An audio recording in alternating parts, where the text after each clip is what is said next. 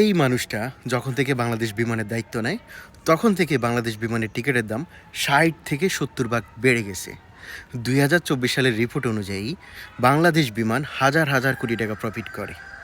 আপনি কি অবাক হচ্ছেন? অবাক হওয়ার কিচ্ছু নেই। এই টাকাটা প্রবাসীদের গলা কেটেই তারা প্রফিট করেছে। এখন কথা হচ্ছে যে বাংলাদেশ বিমানের টিকিটের এত দাম কেন, যেটা লাখের উপরে ছাড়িয়েছে? আপনি পাকিস্তানের দিকে তাকান, ইন্ডিয়ার কথা নাই বা বললাম, পাকিস্তান বাংলাদেশের চেয়েও অনুন্নত একটা দেশ, আর বাংলাদেশ নাকি উন্নত একটা দেশ।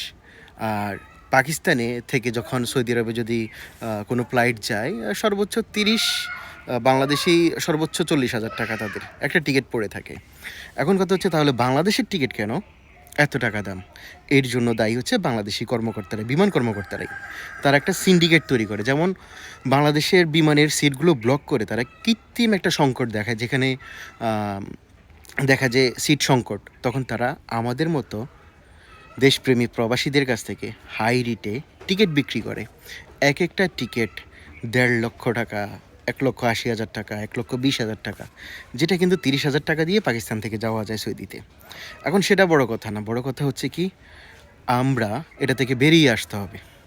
এই আন্দোলন যেটা ৫ই আগস্টের আগে করছিলাম, এটা যদি পুনরায় আমরা করি, আমরা প্রবাসীরা যদি আবার রেমিটেন্স বন্ধ করে দেই, তাহলে কী হবে আপনাদের?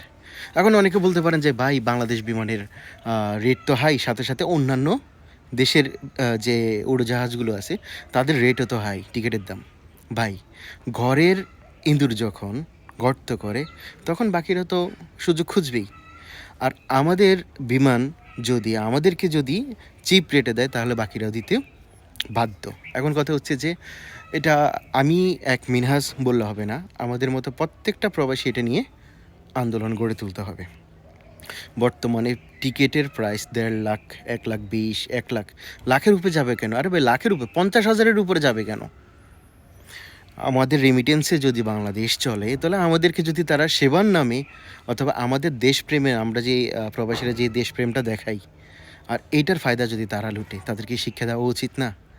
এটা তো ঘুম থেকে উঠে আওয়াজ দিলাম, বাকি আওয়াজের অপেক্ষায় থাকেন। আপনারাও সবাই আওয়াজ দেন, শেয়ার করেন। ধন্যবাদ সবাইকে। আসসালামু আলাইকুম। আর এই বাংলাদেশ বিমান, সোজা হয়ে যাও ভাই। প্রবাসীরা যদি তোমাদের বাংলাদেশ বিমান বয়কট দাবি করা শুরু করে, রেহাই পাবে না।